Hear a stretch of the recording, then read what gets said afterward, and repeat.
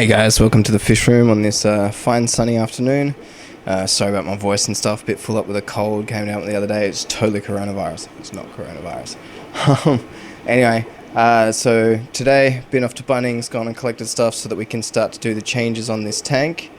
These tanks here, sorry I should say. So we can switch out the board with our marine ply that we've already previously coated with water resistor, and our nice new 20mm styrofoam. Bought stuff to go with that. I'll show you that in just a sec. How about we just do this?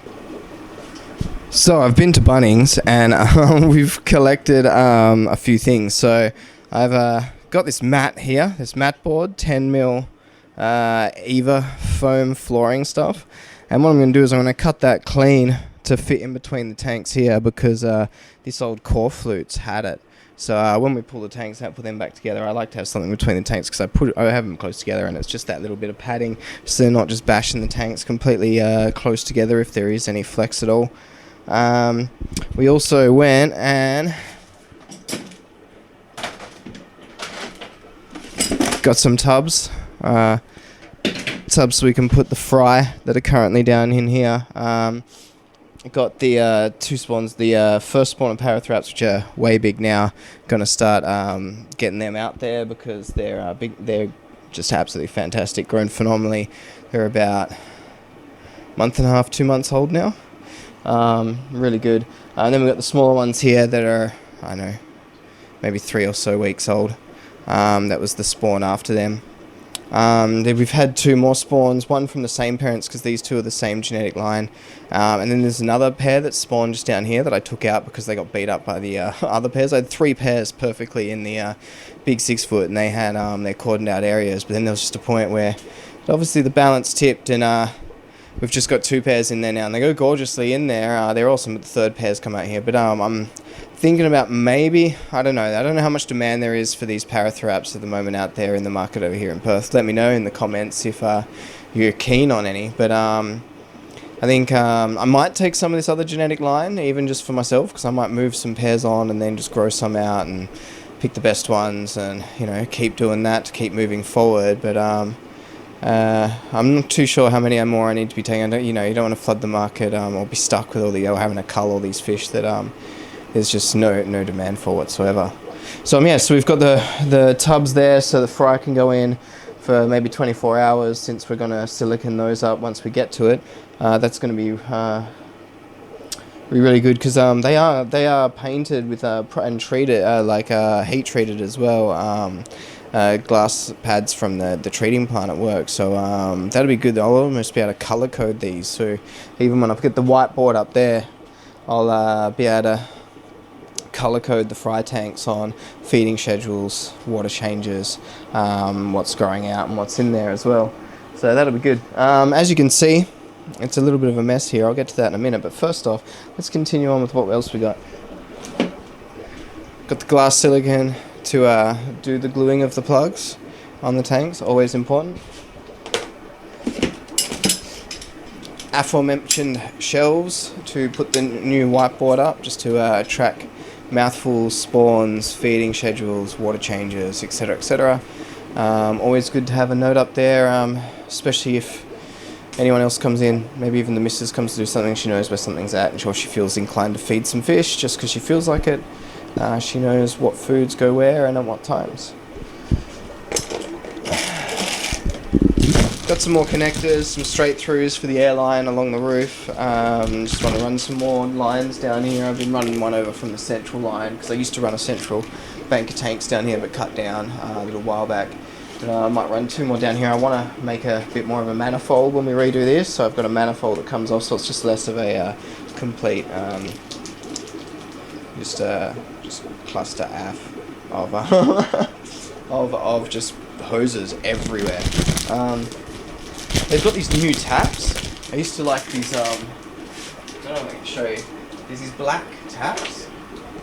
See these black ones? That's how they used to be. They're the best taps for running your airlines when you're just running straight down, straight throughs. But they've switched to these new, I don't know if you guys can see, these blue ones with black on them. We'll see how they go. So got a few of those. And then just plugs, because I want to just use a piece of garden hose or PVC or something just to make an air manifold run along here to run the air lines out. It'll be tidier, and hopefully it'll just keep the pressure that much more even for the sponge filters when they fill up. So that's our trip to Bunnings. As you can see, it's a bit of a mess here. I don't know, I'm not going to start undertaking the whole thing today, I don't think, but I'm going to do a bit of a tidy up for now anyway, so let me get this out of the way.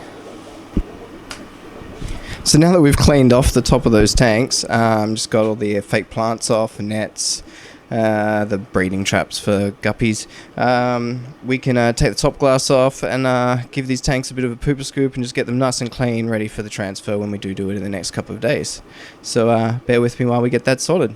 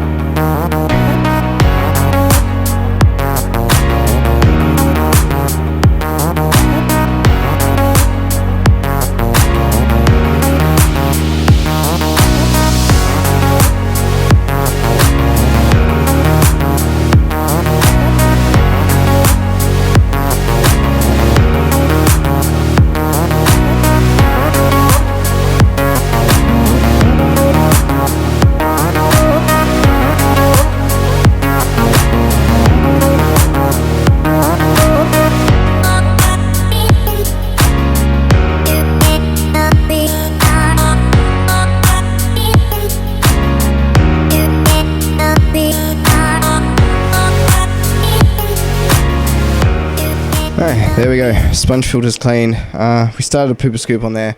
I'm having a bit of trouble with that siphon, so just with the smaller ones, I don't really like to siphon straight with a hose because you just suck up the babies.